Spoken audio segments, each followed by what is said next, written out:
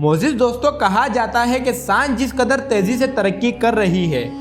اسی تیزی کے ساتھ وہ وقت بھی قریب آ رہا ہے جب دجال کا خروج ہوگا۔ بعض افراد سائنس کی ترقی کو جادوئی اور شیطانی قوتوں سے منسوب کرتے ہیں۔ تاریخ بھی اس بات کی گواہی دیتی ہے کہ ماضی کے بڑے بڑے سیاستدان کے متعلق یہ خیال کیا جاتا ہے کہ وہ شیطانی طاقتوں سے مدد لے کر ایجادات کرتے تھے۔ یہاں سوال یہ ہے کہ کیا سائنس کی ترقی اور ایجادات دجال کے خروج کی راہیں ہموار کر رہی ہے، اور کیا دجالی وقت کو سہارا دینے کے لیے ہی تمام تر سائنسی ایجادات کی جا رہی ہے؟ آج کی اس ویڈیو میں ہم آپ کو اسی حوالے سے آگاہی فراہم کرنے کی کوشش کریں گے، لیکن اس سے پہلے نئے شامل ہونے والے دوستوں سے گزارش ہے کہ اگر ابھی تک آپ نے ہمارا یہ چینل سبسکرائب نہیں کیا تو اس کو سبسکرائب کرتے ہوئے ساتھ موجود گھنٹی بٹن کو دبائیں تاکہ ہر نئی آنے والی ویڈیو کی نوٹیفیکیشن آپ تک باقاعدگی سے پہنچتی رہے۔ معزز دوستوں، موجودہ دور میں ٹیکنالوجی کا وجود اپنی جگہ پر ماننا پڑتا ہے، اور اس کے ظاہری فوائد اور نقصانات نہ صرف سامنے ہیں بلکہ غیر محسوس اور امکانی فوائد اور نقصانات پر بھی اکثر اوقات ماہرین کے مباحثے ہوتے رہتے ہیں، جو کہ اپنی جگہ درست اور وقت کی اہم ضرورت ہے۔ لیکن یہ بات بھی درست ہے کہ سائنس اور دجالی طاقتوں کا آپس میں گہرا تعلق ہے۔ یقیناً یہ بات آپ کے لیے کافی عجیب ہوگی، مگر تاریخ نے یہ بات ثابت کر رکھی ہے کہ عوام کی اکثریت سائنس کو ایک بے ضرر اور مفید شے سمجھتی ہے، جس سے انسان کی زندگی آسان ہوتی ہے، اور جو بھی اس کے خلاف بات کرے اسے کم عقل اور بیوقوف سمجھا جاتا ہے۔ البتہ اس کی آڑ میں ایسے بے شمار نظریات پھیلائے گئے جو بظاہر تو سائنسی خول میں لپٹے ہوئے ہیں، مگر حقیقت سے ان کا دور دور کا بھی تعلق نہیں، بلکہ ان کا مقصد محض یہ ثابت کرنا ہوتا ہے کہ یہ دنیا خود بخود ایک نظام کے تحت چل رہی ہے، اور اسے چلانے کے لیے کسی نظام کی ضرورت نہیں۔ دوستوں، ماضی میں کئی سائنسدان ایسے گزرے ہیں جن کا اصل مذہب شیطان پرستی تھا۔ مثلا نیکولس پرنیکس سورج کا پجاری تھا، جو شخص ماہر فلکیات جس نے سب سے پہلے یہ نظریہ پیش کیا کہ سورج زمین کے گرد نہیں بلکہ زمین سورج کے گرد گھومتی ہے، اور اس نے کئی کارآمد فارمولے دنیا کو بتائے جن کی وجہ سے سائنس نے مزید ترقی کی۔ یہی نہیں بلکہ مشہور سائنسدان نیوٹن نے بظاہر عیسائیت پر بھی کئی کتابیں لکھی، مگر در حقیقت وہ ابتدائی زندگی میں ناکام ہونے کے بعد اپنی باقی زندگی شیطان کے حوالے کر چکا تھا،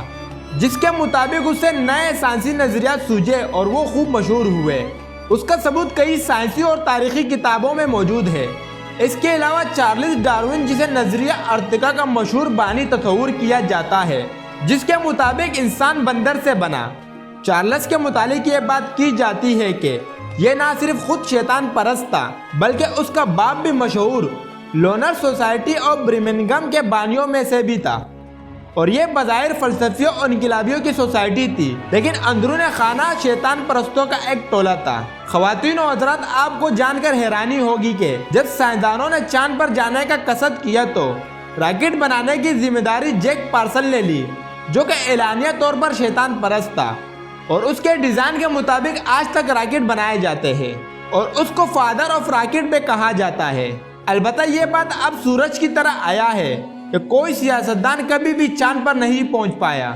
اور چاند پر جانے کی ویڈیو محض ویڈیو اور فلم ٹیکنالوجی تھی، جو کہ فلوریڈا کے ایک علاقے 51 ایریا میں فلمائی گئی تھی۔ ایک مشاہدے کے مطابق شیطان پرست سائنسدان بے انتہا شہرت رکھتے ہیں۔ اگر ان کی جانب سے جھوٹے نظریات ہی پھیلائے گئے ہوتے اور وہ ایجادات جن سے انسان کو واقعی کوئی نہ کوئی فائدہ پہنچتا ہے ان کی بس سے ظاہر ہوتی ہے، بلکہ دور حاضر کے تمام مشہور سائنسدان بھی اعلانیہ طور پر لادین ہیں، یعنی کسی خدا کو نہیں مانتے، بلکہ سائنس کی مدد سے خدا کا انکار ہی تمام سائنس کی اپنی خدمت ہے۔ اور ان میں نمایاں نام رچرڈ ڈازنی، ڈیگرس ٹائسن، اسٹور کراس اور اسٹیفن ہاکنگ شامل ہے، جبکہ امریکی خلائی ایجنسی ناسا، جو کہ تمام ملکوں میں موجود خلائی ایجنسیوں کو تحقیق کا مرکز ہے، اس کے لوگوں میں بھی شیطانی علامات یعنی سانپ کی زبان موجود ہے۔ اسی طرح کا ناسا کا مشہور ٹیلیسکوپ ہبل یعنی قدیم دور کے کفار کے مشہور بت کے نام پر ہے، جس کا نام ہبل ہی تھا، اور علماء حضرات بھی اس کی تائید کر سکتے ہیں۔ ناظرین گرامی، ناسا کے رائج کردہ سائنس کے مطابق زمین ایک سیارہ ہے، اور ایسے کروڑوں سیارے خلا میں موجود ہیں، اس لیے نہ تو زمین کوئی خاص جگہ ہے اور نہ ہی انسان کوئی خاص مخلوق۔ اور یہ بات ہمیں ویڈیو اور تصاویر سے بار بار باور کروائی جاتی ہے کہ ہم محض کسی لامحدود خلا کا محض ایک نقطہ ہے، اور اگر براہ راست دیکھا جائے تو یہ براہ راست ابلیس کا شکوہ ہے، جو کہ زمین کی خلافت نہ ملنے پر حضرت آدم علیہ السلام سے سخت خائف ہوا، اور اب وہ اس جھوٹے علم کو پھیلا کر ہمیں حقیر، بے مقصد اور محض حساتی مخلوقات ثابت کرنے کی در پہ ہے۔ البتہ حال ہی میں یہ تمام جھوٹ بے نقاب ہونے شروع ہوئے، اور آج یہ بات ثابت ہو چکی ہے کہ یہ کاسمولوجی ایک بہت بڑا فراڈ تھا، جو کہ سائنس کے نام پر کیا گیا خلا کا تصور انتہائی غلط ہے، اور اس میں اڑتے پھرتے رہنا اس سے بھی زیادہ غلط تصور ہے۔ اس لیے اس حوالے سے جتنی بھی تصاویر آج تک دکھائی گئی ہے وہ نہ صرف کمپیوٹرائز ہے بلکہ ہالی ووڈ کی پیشکش سے زیادہ کچھ اور نہیں۔ پیارے دوستو، واضح رہے کہ ساحری اور جادوگری بھی شیطان پرستوں کا ہی خاصہ ہے، مگر براہ راست جادوگری کرنے والے شیطان پرست درجہ بندی میں نچلی سطح پر ہوتے ہیں۔ جی ہاں، شیطان پرستوں کے باقاعدہ گریڈ ہوتے ہیں، جن میں ٹاپ کی سطح پر مختلف ممالک کے صدر، وزراء، سیاستدان اور سائنسدان، فلسفی، انسانی فلاح کی تنظیموں کو چلانے اور دیگر اسی طرح کے مشہور لوگ ہوتے ہیں۔ ایک اور عجیب بات ان کے بارے میں جو معلوم ہوئی ہے وہ یہ کہ بلند گریڈ والے شیطان پرست نچلے گریڈ والے شیطان پرستوں کو مکمل شیطانی قوتوں اور عقائد کے بارے میں مکمل معلومات اور تفصیلات نہیں دیتے، بلکہ انہیں مزید روشنی حاصل کرنے اور عقائد سے پردہ ہٹانے کی ترغیب دیتے ہیں۔ شیطان پرست آہستہ آہستہ مختلف شیطانی قوتوں کا مالک بنتا جاتا ہے، بلکہ جب اس پر حقیقت روشن ہو جاتی ہے اور وہ اس سے پیچھے ہٹنے کے لیے ناقابل رہتا ہے، اور نہ ہی اس کا اپنا ارادہ پیچھے ہٹنے کا بن پاتا ہے، اپنا لیول اور قوتیں بڑھانے کے لیے اسے قربانیاں بھی دینی پڑتی ہے اور خبیث سے خبیث تر افعال کو اپنانا پڑتا ہے۔ روم میں موجود عیسائیوں کے مشہور واٹکن چرچ کے جتنے بھی پوپس آج تک گزرے ہیں، ان سب پر آج تک بچوں کو اغوا کرنے، ان کا ریپ کرنے اور ان کو قتل کرنے کا الزام لگتا رہا۔ البتہ ان الزامات کو محض سازش کہہ کر ہمیشہ رد کیا جاتا ہے۔ موجودہ فرانسیسی پوپ پر بھی ایسے ہی کئی ناقابل تردید الزامات موجود ہیں،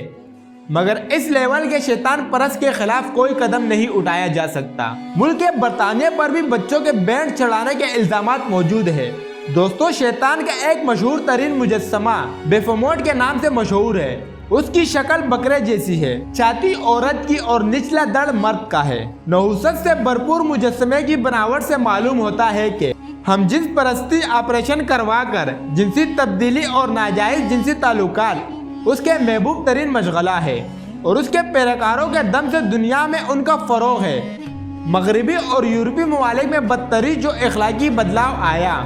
اس میں پہلے ہم جنس پرستوں کو بالکل نارمل تصور کیے جانے کی کامیاب تحریک چلی، اور اب ماں باپ اور بہن بھائی جیسے رشتوں تک جنسی تعلقات استوار کرنے کو نارمل ثابت کرنے پر کام جاری ہے۔ فری میسن اور ایلیمنیٹی مخصوصی شیطانی علامات ظاہر کیے بنا نہیں رہ پاتی۔ آپ نے اکثر مشہور گلوکاروں اور سیاستدانوں کو المنادی کے نشان بناتے دیکھا ہوگا۔ یہ سمبل ان کو تقویت دیتے ہیں اور دنیا میں نحوست پھیلانے کا سبب بنتے ہیں۔ بدقسمتی سے دنیا کے تمام مشہور کمپنیاں انہی لوگوں کی ہیں، انہی کے وسیلے سے شیطانی علامات پوری دنیا میں پھیلائی ہوئی ہے۔ مشہور بچوں کا چینل ڈزنی ان کا مشہور نیٹ ورک ہے،